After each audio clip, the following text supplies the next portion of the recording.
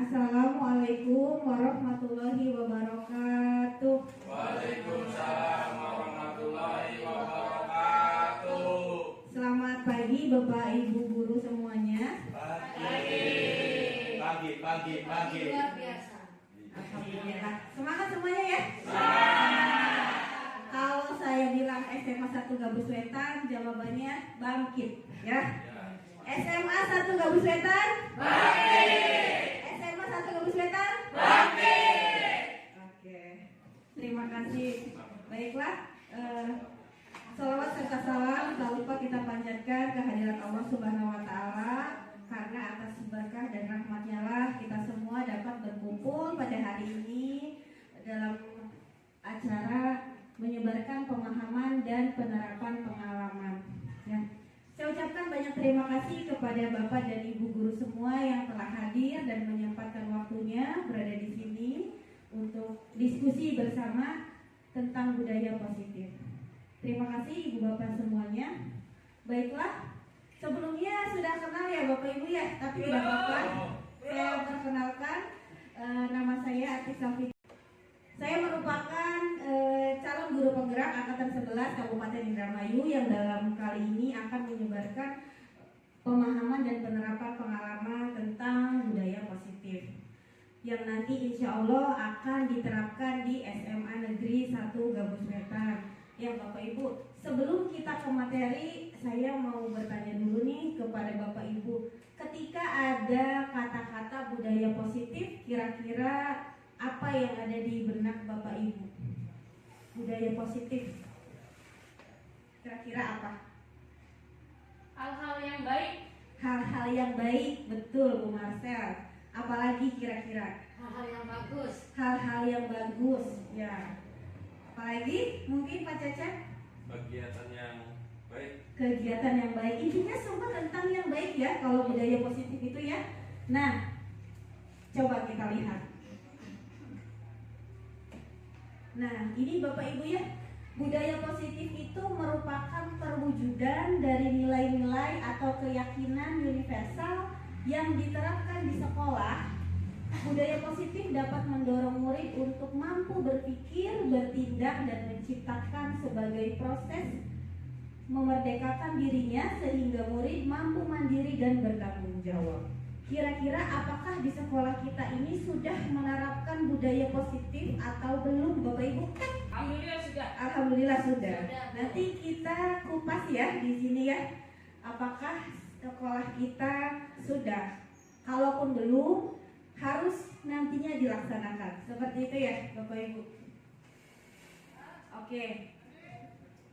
Di dalam konsep inti budaya positif tersendiri, di sini terdiri dari beberapa bagian. Yang pertama ada perubahan paradigma belajar, kemudian disiplin positif, kebutuhan dasar manusia, motivasi perilaku manusia, posisi kontrol guru, keyakinan kelas, dan segitiga restitusi. Ini semua sangat penting ya untuk Bapak dan Ibu guru semua ketahui, karena sebenarnya kita sudah melakukannya, hanya saja tidak sadar atau mungkin ada yang belum tahu ya. Oke. Nah, yang pertama di sini pembelajaran dengan paradigma baru ya. Kalau misalkan dulu itu ada pembelajaran zaman dulu, sekarang pembelajaran paradigma baru ya. Bapak Ibu, ada pembelajaran yang dulu berpusat kepada guru dan sekarang harus pembelajarannya itu berpusat kepada murid. Apakah Bapak Ibu di sini sudah menerapkan pembelajaran yang berpusat kepada murid, Bapak Ibu? Sudah belum? Insya Allah baru setengah Bu. Baru setengah. Sudah mulai bertahap lah sedikit demi sedikit. Sudah bertahap ya. Harus diterapkan ya Bapak Ibu ya. Nah, di sini pembelajaran dengan paradigma baru itu merupakan pembelajaran yang dirancang berdasarkan prinsip berdiferensiasi sehingga para peserta didik belajar sesuai dengan kebutuhannya berdasarkan tahap perkembangan sesuai psikologi modern untuk mewujudkan profil pelajar Pancasila. Ya, jadi kita harus menerapkan pembelajaran yang berpusat kepada murid dan berdiferensiasi ya Bapak Ibu. Berdiferensiasi itu berarti berbeda-beda sesuai dengan kebutuhan peserta didik kita ya, yang nantinya itu untuk mewujudkan profil pelajar Pancasila. Coba apa saja nih, siapa yang tahu kira-kira profil pelajar Pancasila? Bu Irma barangkali. Ayo. Profil pelajar Pancasila apa saja? Iya boleh. Enggak. Silakan. Belajar Pancasila, Iya, bukan tidak suaranya kalem, Bapak Ibu. Oke. Beriman dan bertakwa pada Tuhan yang esa dan berakhlak mulia, berkebinekaan global, gotong royong, mandiri, kreatif dan bernalar kritis, karena itu yang menciptakan guru-guru waktu itu nyari guru merdeka, jadi nadanya tidak seperti nada lagu yang lain. Padian.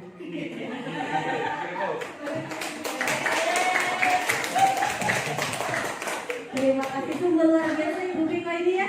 Betul seperti yang dikatakan Ibu Viko, bahwasanya profil pelajar Pancasila itu yang pertama beriman dan bertakwa kepada Tuhan Yang Maha Esa ya Bu ya. Kemudian itu mandiri, kemudian apa lagi Bu? Bernalar kritis, kemudian kreatif, gotong royong dan berkebinekaan global. Jadi intinya itu adalah kita sebagai guru itu ingin mewujudkan peserta didik yang berprofil pelajar Pancasila. Seperti itu ya Bapak Ibu, itu adalah pembelajaran dengan paradigma baru.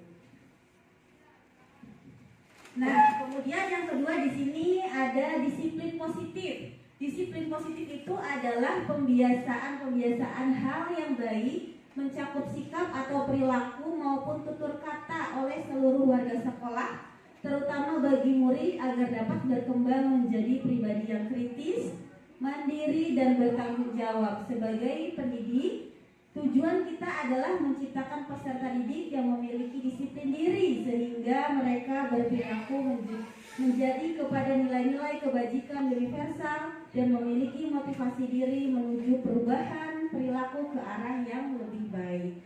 Ya, jadi disiplin positif ini harus kita terapkan di sekolah, di kelas, dan di lingkungan sekitar kita. Begitu.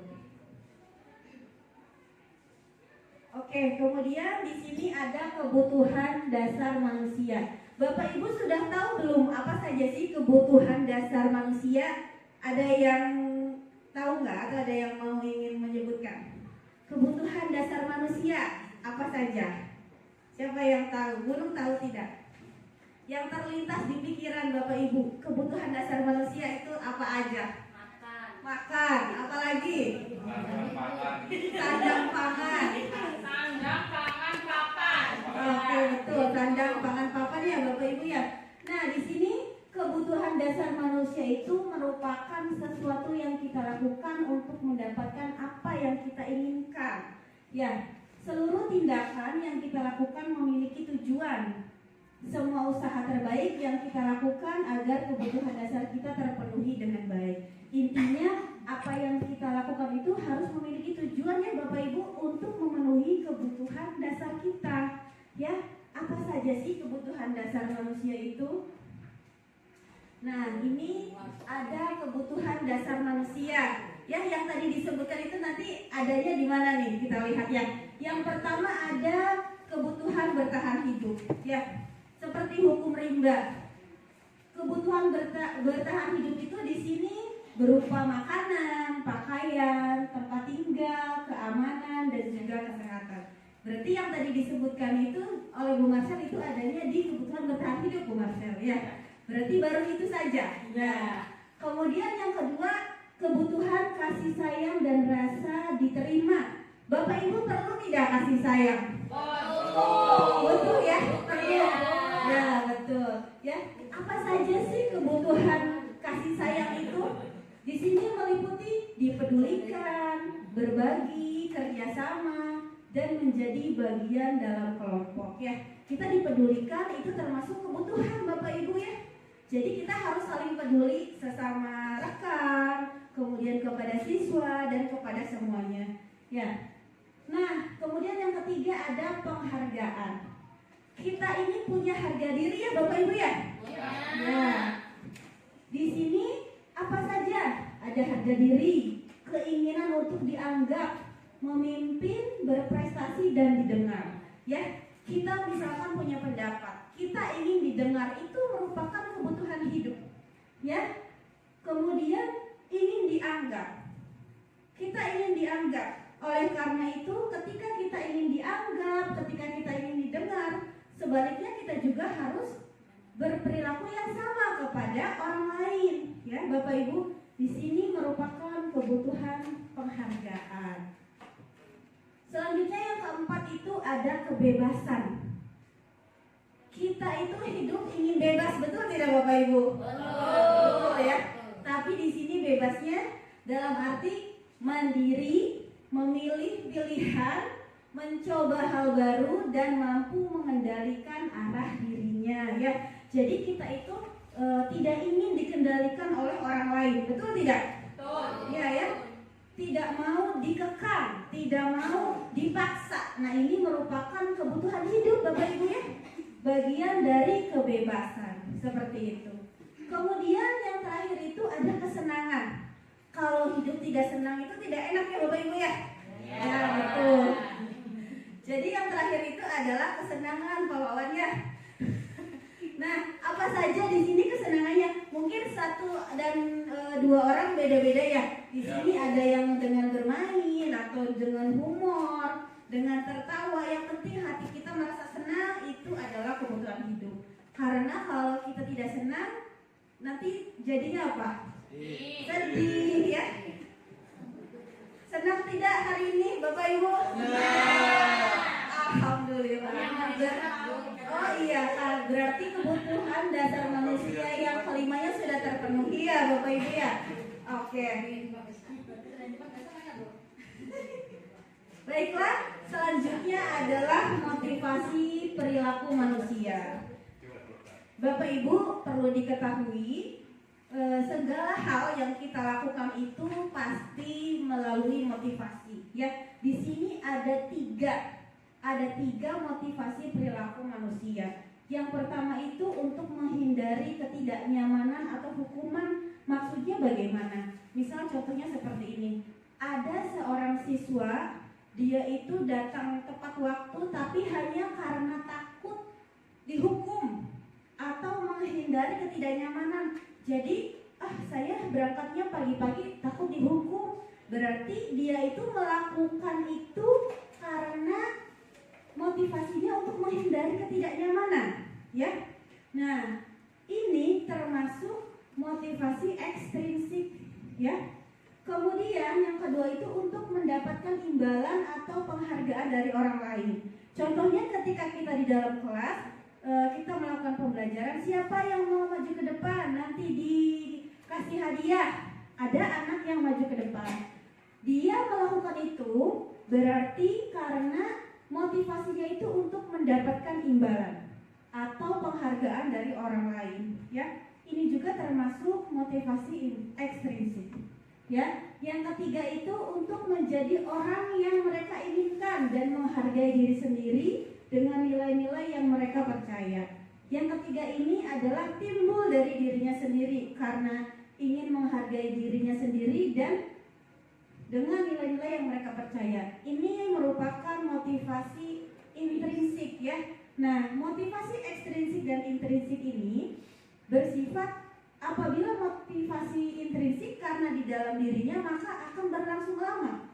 Ya, tidak berdasarkan orang lain seperti itu. Jadi kita sebagai guru harus menerapkan ke siswa itu agar siswa itu mau melakukan segala sesuatu itu berdasarkan dirinya sendiri atau karena motivasi intrinsik. Seperti itu Bapak Ibu ya. Ngantuk ya Bapak Ibu? Semangat? Semangat, Bu. Oke.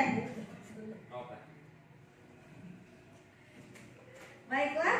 Selanjutnya yang kelima itu ada di sini 5 posisi kontrol guru. Nah, coba perhatikan Bapak Ibu ya. Secara tidak langsung kita sudah pernah melakukan ini semua Bapak Ibu. Ya, 5 posisi kontrol. Yang pertama itu ada penghukum, kemudian yang kedua ada pembuat merasa bersalah, yang ketiga itu adalah teman, yang keempat itu adalah pemantau, dan yang kelima adalah manajer. Coba Bapak dan Ibu renungkan, kira-kira Bapak dan Ibu ada di posisi yang mana? Bu Irma ada di posisi yang mana? Manajer. Wah, hebat. Kalau Pak Wawan kira-kira ada di posisi yang mana biasanya? Pertama betul. Gundung ada di posisi yang mana? Pertama pernah, 5 juga. Semua. Semua berarti kalian ketiga sebagai teman ya, bervariasi ya. Nah, mungkin secara kasat mata kita hanya melihat, nah belum tahu nih kira-kira posisi penghukum itu seperti apa sih, posisi pembuat merasa bersalah itu seperti apa, posisi teman seperti apa, pemantau bagaimana, dan manajer bagaimana. Siapa tahu selama ini kita berada di posisi nomor 2 atau bahkan lebih sering ternyata ada di nomor 1 Bapak Ibu ya. Secara tidak sadar kita lihat. Yang pertama di sini ada posisi penghukum. Seorang penghukum bisa menggunakan hukuman fisik maupun verbal ya Bapak Ibu. Coba renungkan dalam hati Bapak Ibu, apakah pernah menggunakan hukuman fisik maupun verbal ya Bapak Ibu kepada siswa ya. Nah, orang-orang yang menjalankan posisi penghukum senantiasa mengatakan bahwa sekolah memerlukan sistem atau alat yang lebih menekan murid-murid.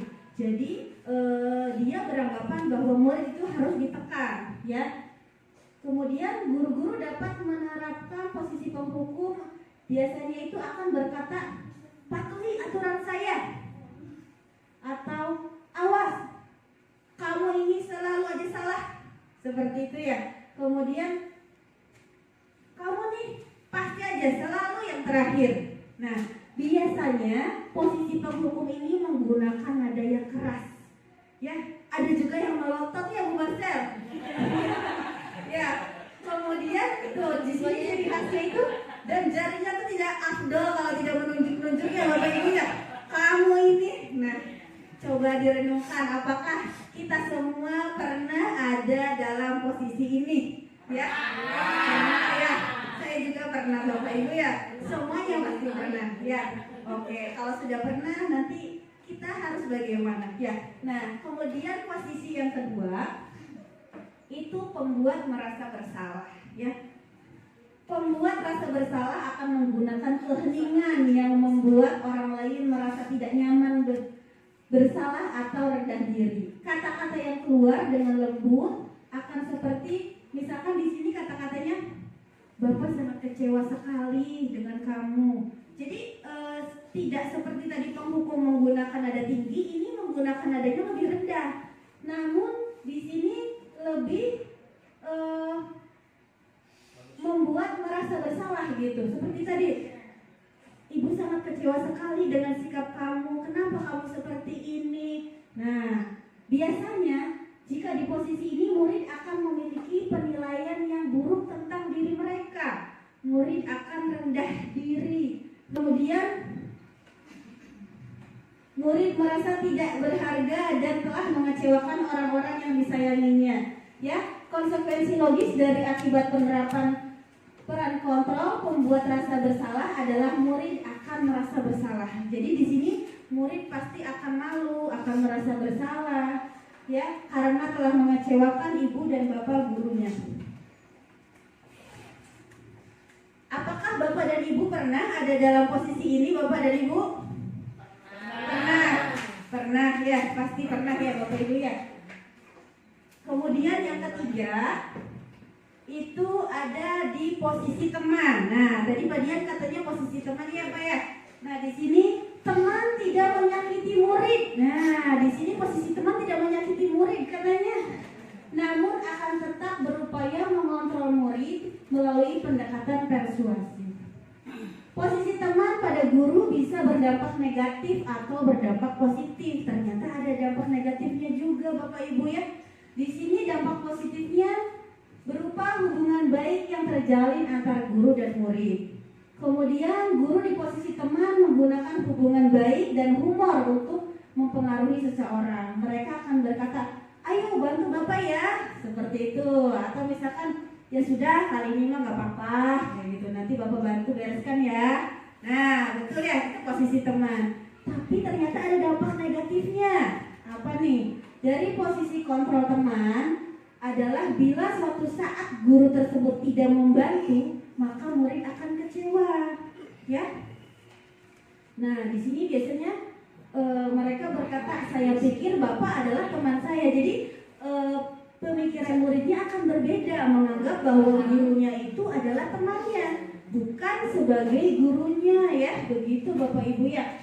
Murid akan merasa dikecewakan dan tidak mau lagi berusaha.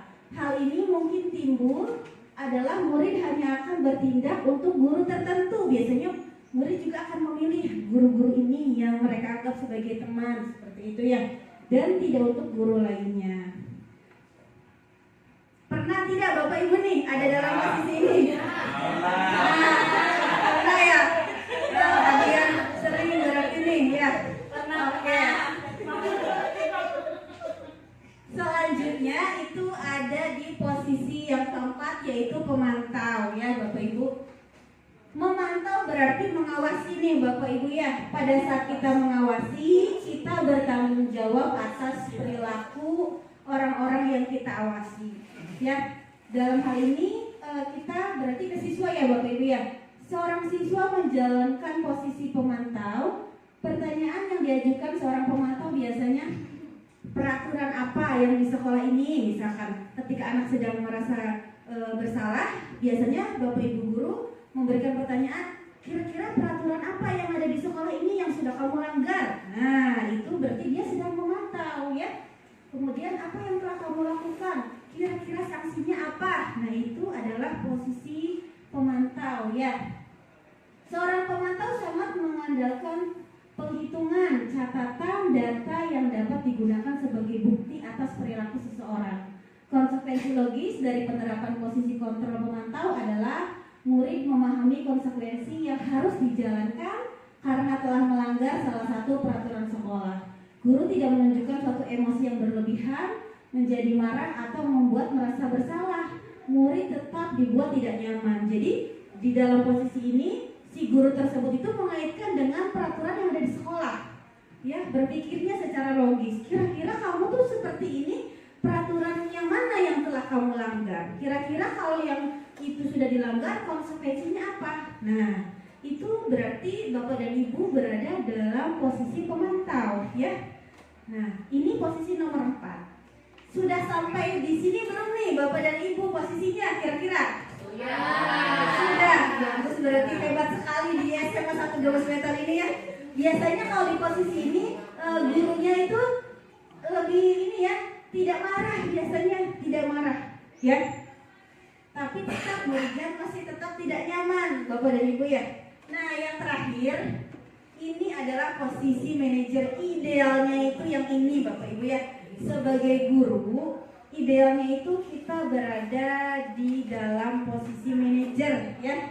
Nah, bagaimana sih posisinya?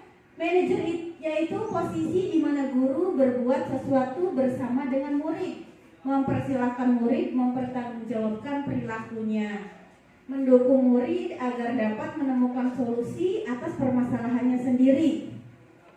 Di sini penekanan bukan pada kemampuan membuat konsekuensi, namun dapat berkolaborasi dengan murid bagaimana memperbaiki kesalahan yang ada.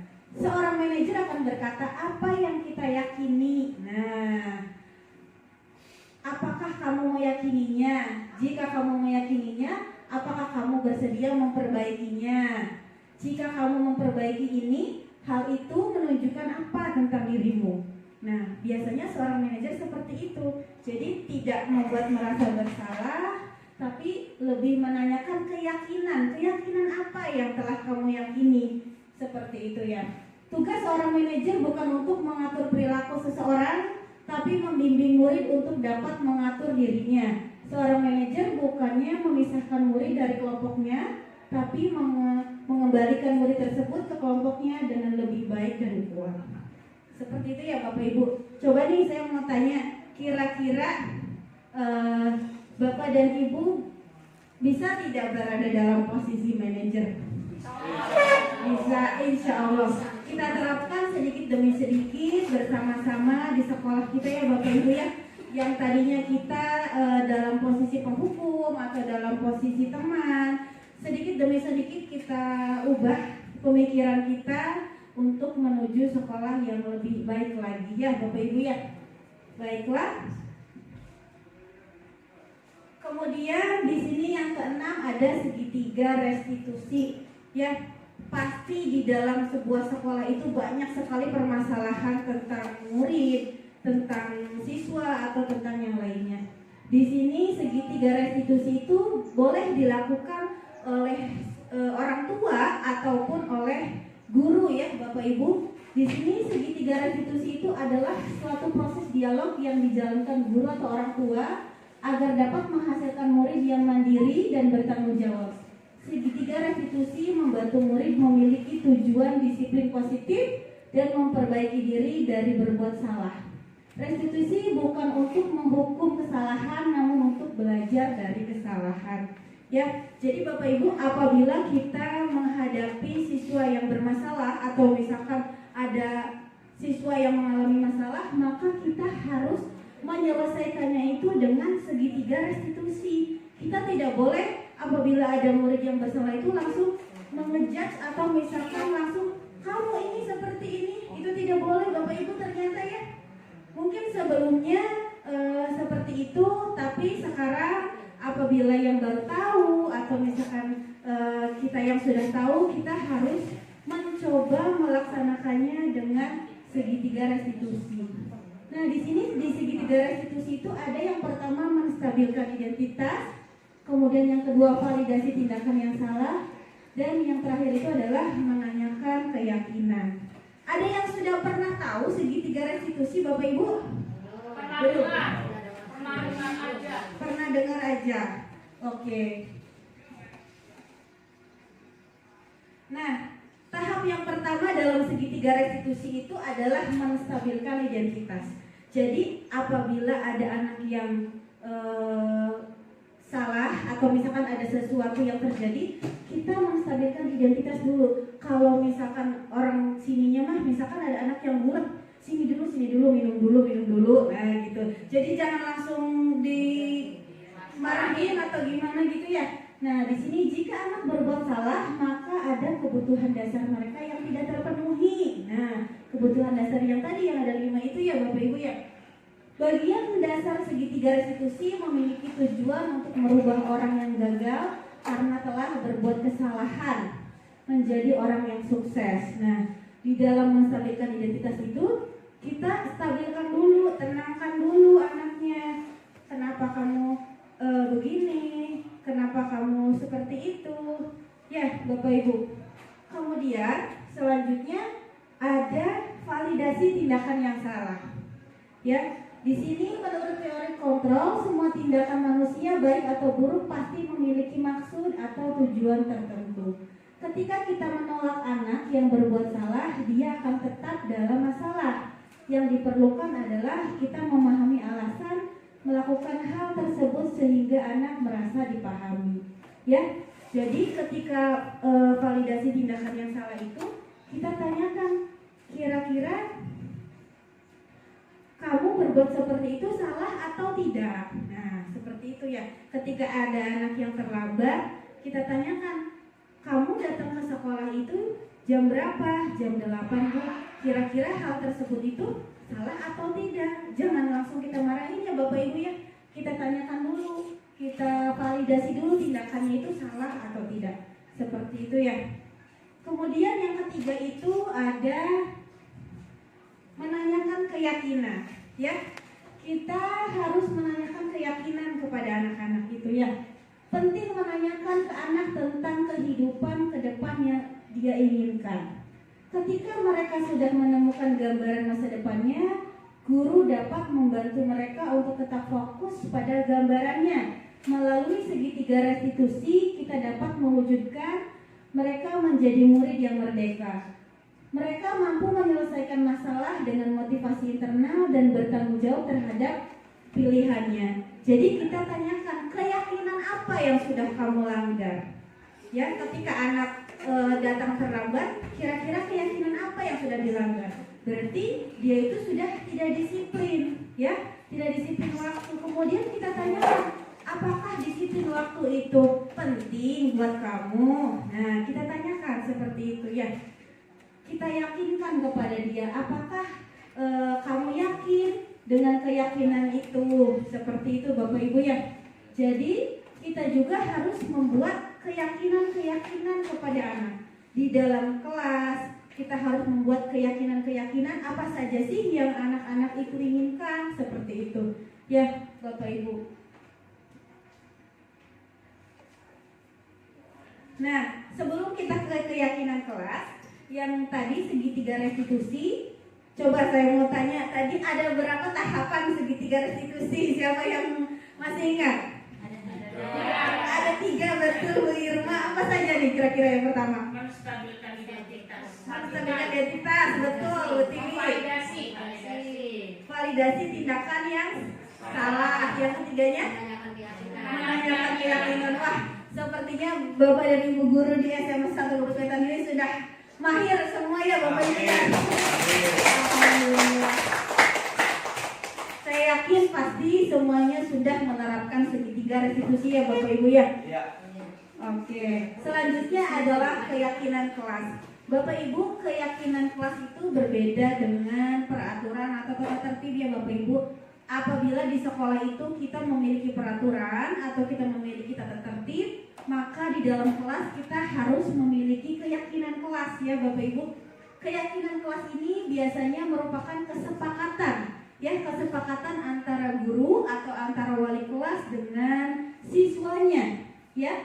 Nah, gunanya sih untuk apa sih keyakinan kelas itu? Gunanya untuk meningkatkan kedisiplinan murid. Jadi kita tanyakan kepada siswa, kira-kira apa sih yang kalian inginkan? Nah, seperti itu. Nah, kemudian di dalam keyakinan kelas itu Bapak Ibu tidak boleh menggunakan kata-kata yang bersifat negatif seperti dilarang atau misalkan jangan atau tidak boleh itu jangan ya Bapak Ibu. Misalkan dilarang membuang sampah sembarangan. Itu tidak boleh dalam keyakinan kelas. Jadi kata-kata negatif itu kita ubah ke dalam kata positif. Tidak boleh membuang sampah itu berarti kita harus menerapkan apa? Kedisiplinan, seperti itu. Kemudian misalkan misalkan mencontek, dilarang mencontek atau jangan mencontek ketika ulangan, itu tidak boleh dalam keyakinan kelas. Maka kata-kata negatif itu kita rubah ke dalam kata positif. Kira-kira kalau tidak boleh mencontek itu kata positifnya apa Bapak Ibu? Ada yang tahu tidak? Kalau tidak boleh mencontek itu berarti kita dalam ulangan harus apa Bapak Ibu? Harus jujur, betul ya. Kata positifnya itu adalah jujur. Jadi kita harus menanamkan ke siswa itu jangan menggunakan kata negatif ya. Kita harus menggunakan kata positif. Nah kemudian keyakinan kelas ini sesuai dengan yang mereka inginkan sehingga nantinya akan diyakini oleh mereka. Ya Bapak Ibu, apakah Bapak Ibu sudah membuat keyakinan kelasnya masing-masing? Sudah, bagus Pak Dian ya. Semuanya sudah hebat sekali. Ya, oke. Nah, di sini ada contoh keyakinan kelas nih. Di sini ya, keyakinan kelas di sini setiap anggota kelas perlu belajar, perlu senang, melakukan tugas, saling menghargai, merasa aman, ya.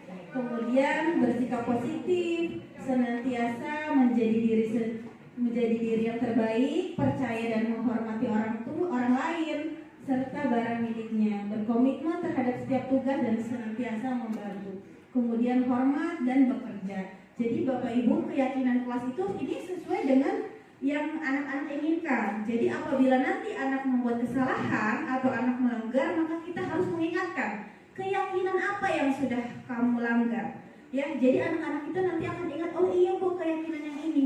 Kan kita sudah sepakat keyakinannya seperti ini. Ketika melanggar pasti anak-anak akan ingat ya Bapak Ibu seperti itu. Jadi pentingnya kita membuat keyakinan kelas ya Bapak Ibu seperti itu. Barangkali ada yang mau ditanyakan Bapak Ibu?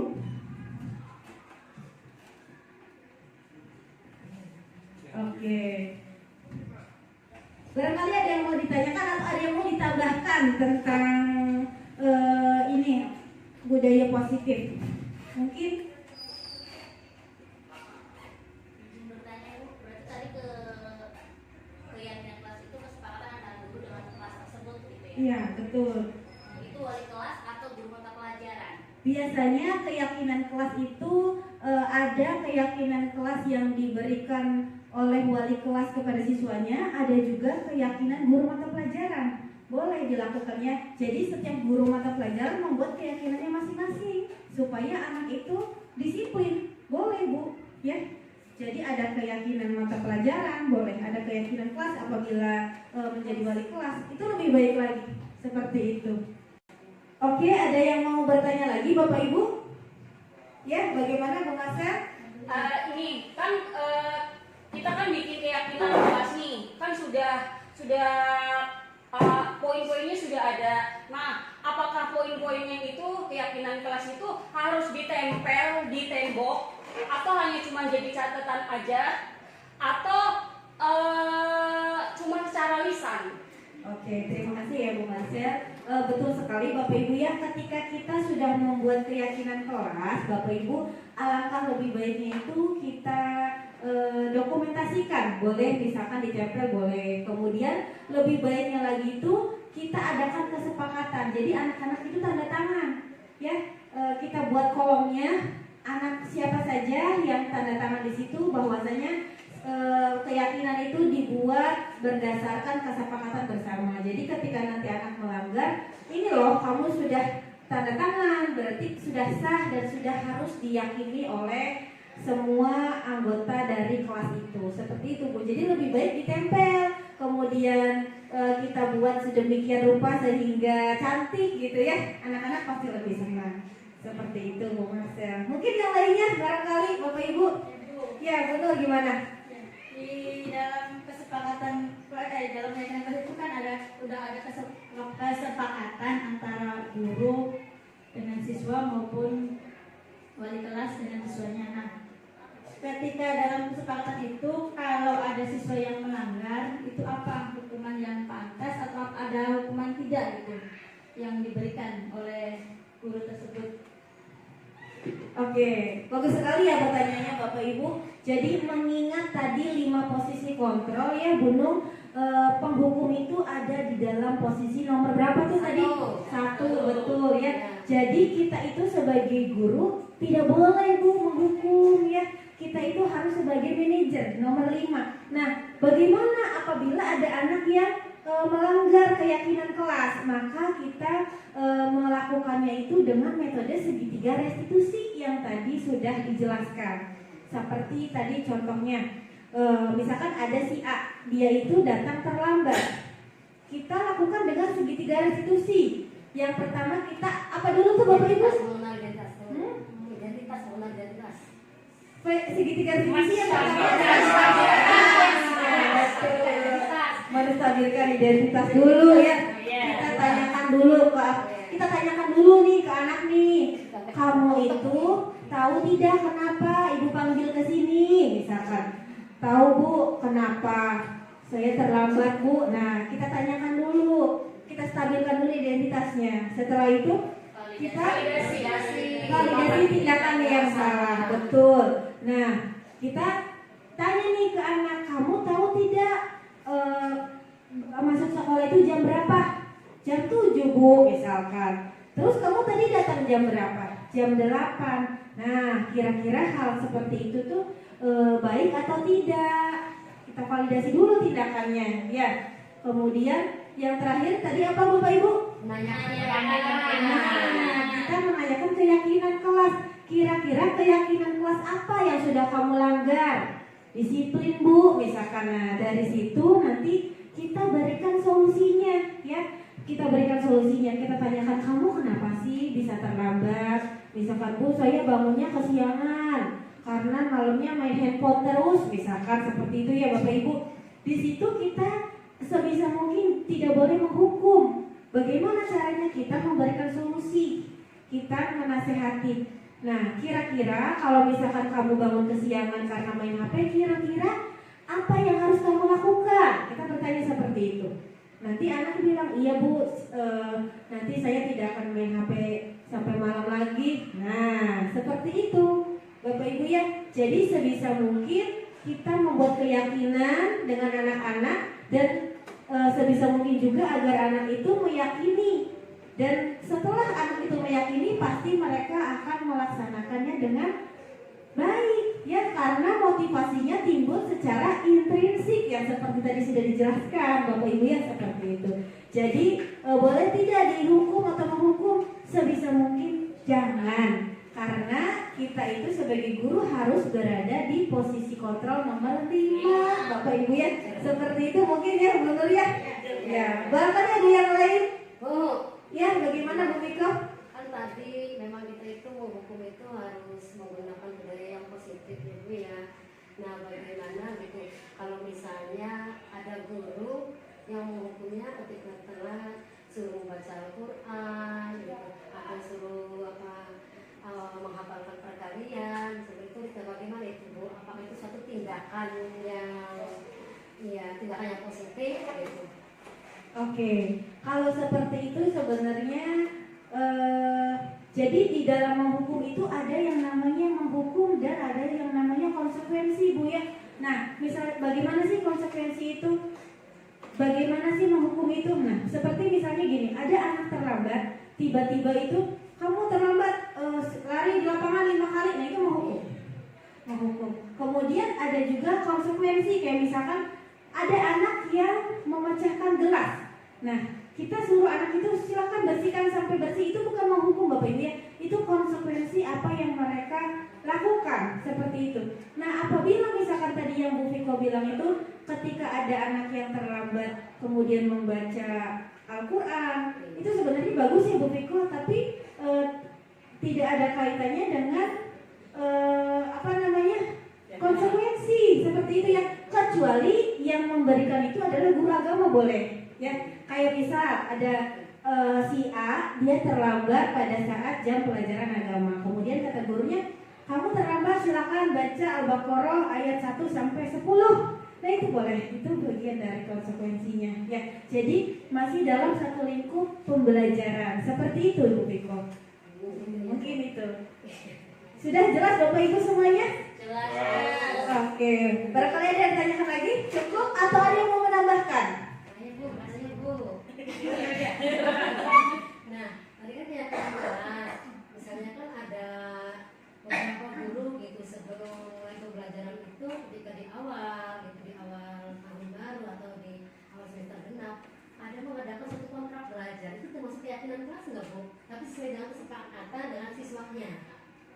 Kontrak belajar tentang disiplinan. Gitu. Iya, itu sama ya Bu. Itu berarti guru mata pelajaran ya Bu ya? Iya, guru mata pelajaran. Iya, itu sama dengan keyakinan kelas ya Bu ya. Yang penting menggunakan kata-katanya yang tadi bersifat positif, tidak negatif, seperti itu ya. Berarti Bu Viko sudah melaksanakannya ya?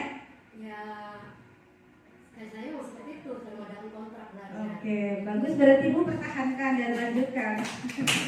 Berarti sudah paham semuanya Bapak Ibu ya apa yang disampaikan. Mudah-mudahan kita bisa menjadi guru yang lebih baik lagi. Kemudian kita juga bisa menerapkan budaya positif di sekolah kita, di SMA Negeri 1 Gabus Wetan, agar anak-anak kita juga bisa merasa aman, nyaman, kemudian terlindungi. Kita juga harus menjalankan posisi kita sebagai guru yang tadi, sebagai manajer, kemudian kita juga menjalankan segitiga restitusi dengan baik agar budaya positif di sekolah ini bisa terlaksana dengan baik.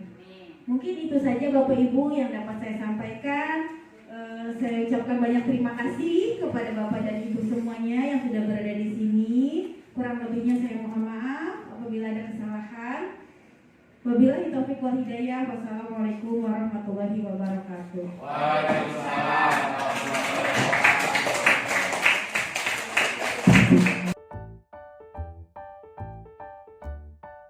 Assalamualaikum warahmatullahi wabarakatuh. Saya Ibu Irma Nur Fitriani, guru mata pelajaran biologi di SMA Negeri 1 Gabus Wetan. Tadi telah mengikuti pembelajaran budaya positif dari Ibu Atik Safitri, CGP Angkatan 11 Kabupaten Indramayu.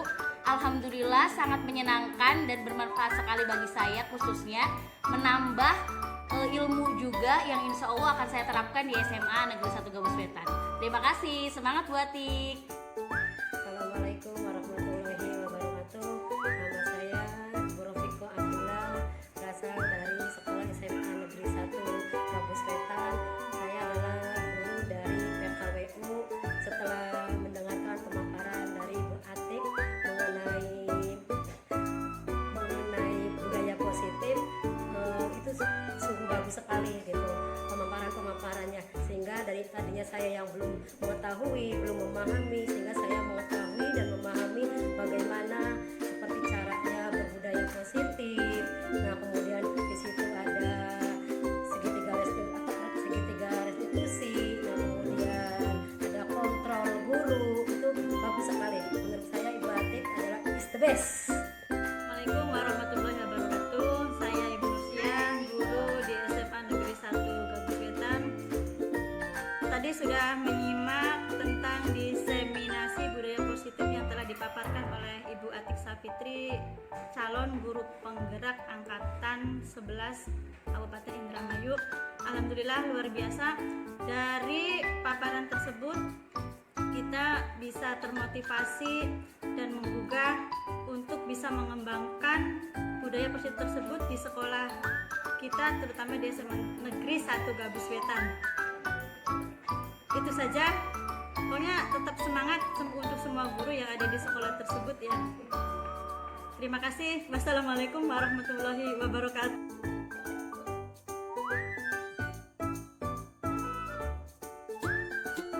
Assalamualaikum warahmatullahi wabarakatuh. Bagaimana kabarnya hari ini anak-anak? Baik, alhamdulillah ya.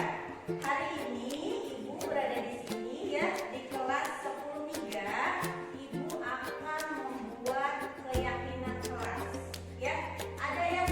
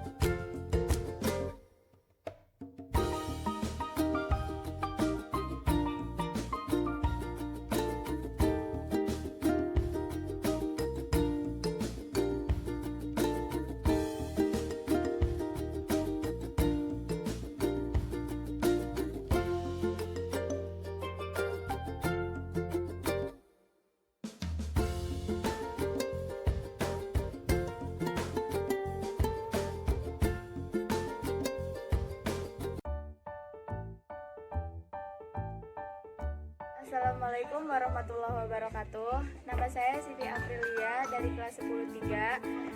Saya merasa senang sudah membuat keyakinan kelas dengan Bu Guru. Dengan keyakinan kelas, kita dapat menciptakan lingkungan kelas yang nyaman. Terima kasih Ibu. Assalamualaikum warahmatullahi wabarakatuh. Perkenalkan, nama saya Safatunur Intan Anjani, kelas 10-3. Saya senang sekali telah membuat keyakinan kelas dengan Bu Atik, sehingga saya dan teman-teman saya di kelas menjadi siswa yang lebih disiplin dan penuh dengan